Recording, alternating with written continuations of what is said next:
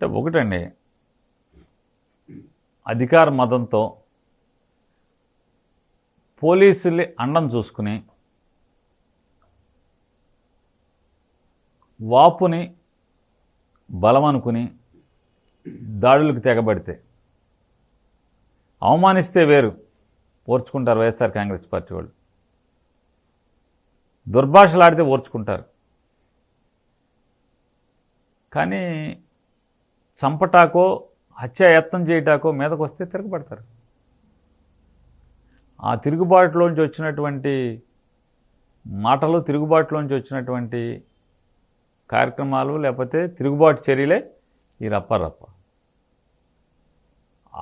ఎవరైనా ఒక అంటే సామాన్యుడు అన్నీ కోల్పోయి నేల మీదకి వచ్చినాడు, అంటే జగన్ వచ్చినా కార్యకర్త వచ్చి జెండా మోసేవాడైనా అందరం ఒకటే కదా. అన్నీ కోల్పోయి ఇవాళ 11 సీట్లతో అనామకులుగా మిగిలాం.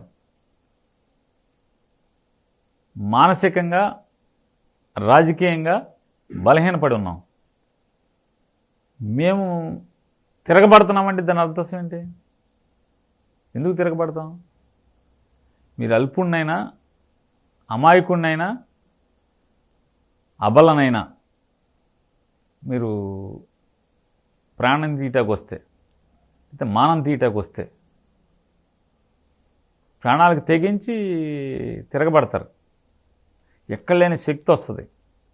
అంటే చావు, మనం తిరగబడకపోతే చస్తాము, మనం బతకాలంటే తిరగబడాలనుకున్నప్పుడు ఖచ్చితంగా వచ్చే తిరుగుబాటే ఈ రప్ప.